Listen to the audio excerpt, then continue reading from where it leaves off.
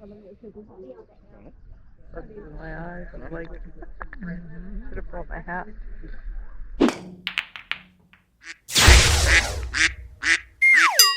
Hello and welcome to another The Journey is Real video. It's a real video. Today I'm sharing one of my absolute favorite places in Jasper National Park, here in Alberta, Canada. Here is a bit of a stretch. From Edmonton, where I live, it's about a 4-hour drive. Alberta is a big province. The place is called Miette Hot Springs, and it's tucked high up in the mountains about 17 kilometers off the Yellowhead Highway. The road up is narrow and winding, so you gotta take it slow. I don't have footage of the drive, but trust me, it's an adventure on its own.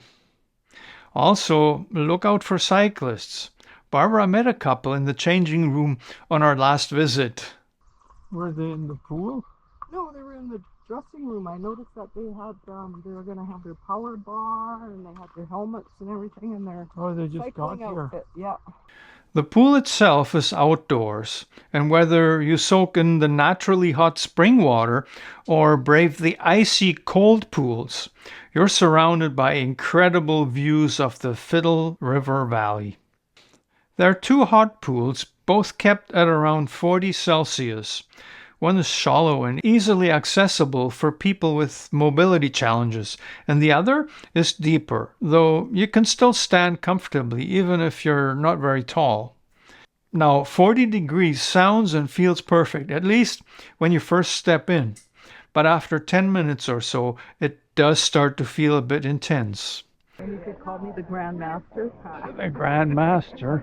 The Grandmaster, Barbara, is gonna stick around the hot pool, but It's only been 10 minutes. me, I'm gonna go in the cold one because the cold one will cool me off.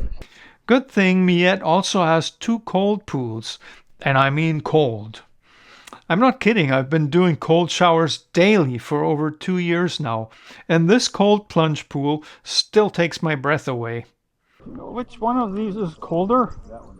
Okay, thanks. Have fun. Yeah. Okay, so the one I'm stepping in right now, that's the coldest one they got.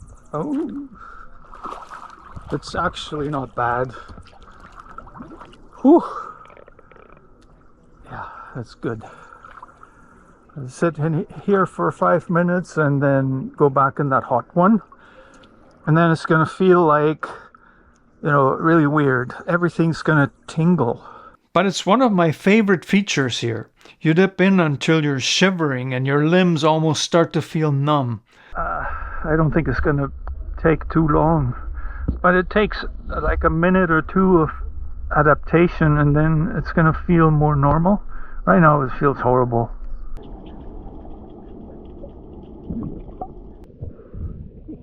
Kind of getting a little bit used to it right now, like in the moment.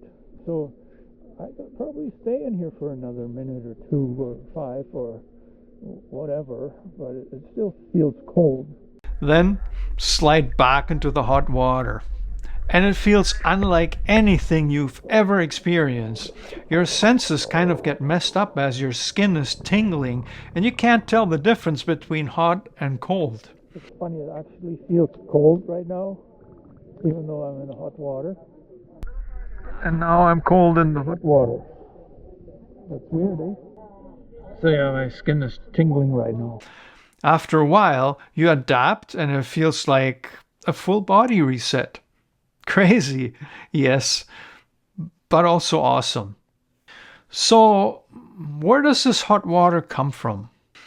It's a natural geothermal process. Rain and snow seep deep underground, over 3 kilometers into the Earth's crust, where the water is heated by hot rocks, then gets pressurized and rises back to the surface through cracks and faults. The spring water comes out at around 51 to 52 Celsius. That's about 125 Fahrenheit, and then it's mixed with cold water to make it safe for soaking. And here's a wild fact. By the time that water surfaces, it's been underground for hundreds of years. On its journey through the depths of Earth's crust, the water has picked up an insane load of minerals. For those who like to see the numbers, here they are in parts per million.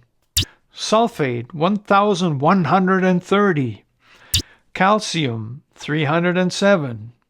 Bicarbonate, 124.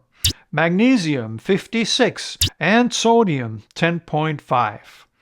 These minerals are absorbed through your skin, which may have amazing therapeutic benefits. I don't know all that much about the science, but I do know that I feel great after a soak. So, if you've been feeling a bit worn out lately, head on to Miette. That almost rhymed. Now, the modern facility you see today opened in 1986, but the history goes much further back. If you hike about a kilometer up the nearby trail, you'll find the old pool site, originally built between 1934 and 1938 as a Depression-era make-work project. The road to the springs was also improved around that time. Even earlier, in the early 1900s, fur traders were shown the springs by indigenous people who knew about and used them for thousands of years, through the generations. Back then, traders built a rough pool out of logs and rocks. At the time, there was no road, so getting there wasn't easy, and it remained pretty secluded. Around 1910, the Grand Trunk Pacific Railway wanted to turn Miette into a luxury resort, something like the Banff Springs Hotel, and even hired the famous architect Francis Rattenbury to design it. But then, a lot of things happened. The company went bankrupt, World War I broke out, and the railway's president, Charles Melville Hayes, drowned in the North Atlantic. Well, he happened to be one of the passengers on the infamous Titanic.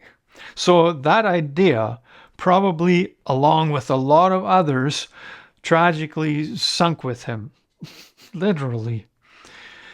Today, Miette is probably the hidden gem among the hot springs of Parks Canada. It's a bit off the beaten track, relatively low-key and far away from the next town. Even the modern facility has retained its simplicity.